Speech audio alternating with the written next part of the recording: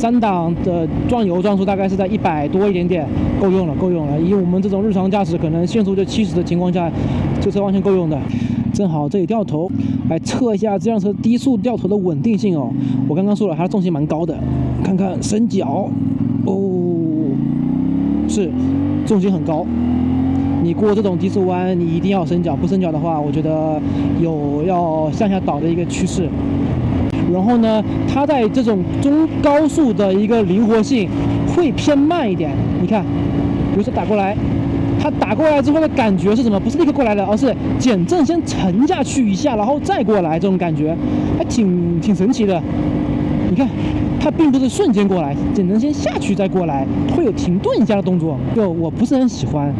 那相比于像比如说之前测的703F， 它是指哪打哪就过去了，但是这辆车它会有一个下沉再过去一个动作，挺好玩的。哦，这辆车排气声音蛮大的，听到吧？哦，不过还蛮好听的。这种270度曲轴，这种鼓动感的，有那么一点点 V 杆的感觉，好听是好听，有点大。我是个 I 人。不知道是我的错觉啊，还是事实就是这样子。感觉近几年国产车的排气，特别是中小排量排气，声音都越做越大声了。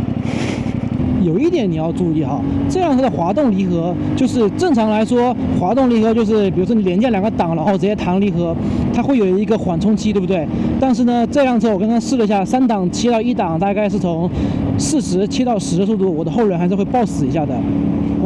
这点是我刚发现的，就是这种后轮锁死的瞬间，像我们以前玩滑胎车，这个是很正常的，我们已经很能接受这种现象了。但是在现在主流车子都标配了滑动离合之后，反而突然给你弹离合后轮锁死，会让我突然有一种又年轻的感觉。对我来说是好玩的，但是如果说你这个初学者，比如说你遇到紧急情况，你突然踏升1档，后轮锁死了，刚刚就锁了一下。我不知道从视频你们能不能听出来或者看得到，我的后轮是锁了一下的。如果说你是个新手，你没有特别丰富的这种经验的话，我觉得你可能会紧张一下的。跟你分享这一点吧，是我发现这辆车。我们来试一下刹车哦。我后面是没车的，我现在60打个双闪。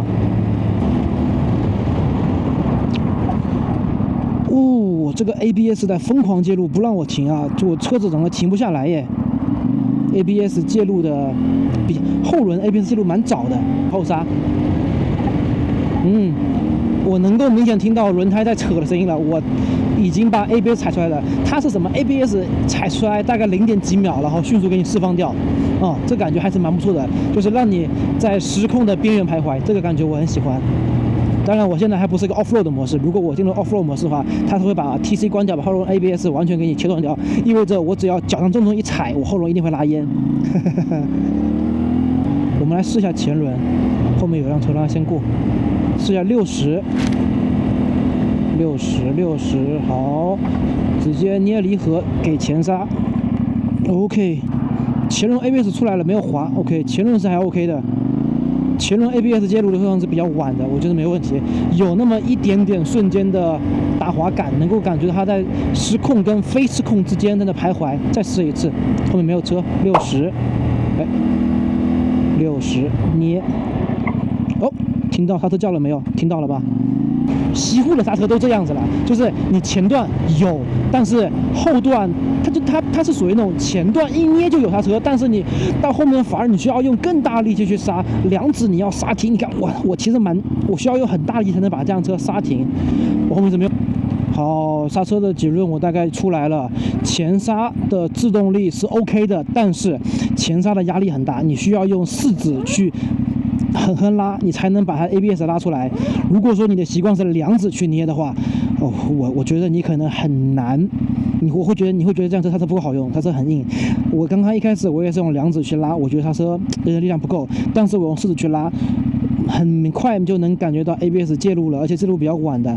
我的刹车是有那么一瞬间开始轮胎跟地板开始扯，我能听到轮胎叫的声音，然后迅速叫的声音没有了，然后 ABS 介入释放的又恢复到地力，然后再开始给我那个产生制动力，后轮后刹制动力偏弱。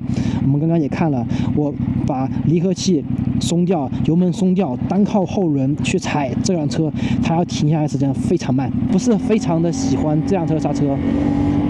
我要买这辆车的话，我可能会去改一下这套西固刹车吧，我觉得前刹制动力不是非常足。后面没这辆车的悬挂，它在这种公路或者说像这种路面比较差的路上骑，它给你的那个支撑感很强，让你很有信心，你敢去碾这个坑，你不用很小心翼翼的遇到坑你要去避开或怎么样子，没有问题。它的减震下压回弹阻尼，我觉得做的是 OK 的，支撑也是有的。我现在是一个没有调整状态下，我觉得是很舒服的，井盖直接碾，让你很有信心。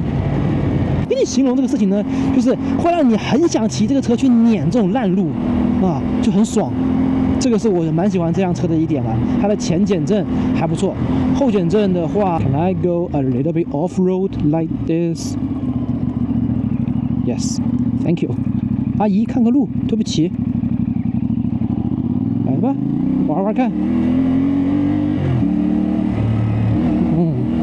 很稳。非常稳，这个路已经很烂了，我觉得说已经很烂了。减速带，可以，真不错，可以的。这辆车的越野能力是可以的，走这种烂路如果说你要换什么街车，比如说 NK450，你去走这种路，你人要颠飞了。但是450 MT 如履平地，非常舒服。飞一下，可以，很软，好骑的。OK， 我们来试一下高速巡航情况下。那我现在是一个4档6000转80速度，骑起来，开始就有风了，胸口上也是有风的，还可以，可能会更喜欢吧。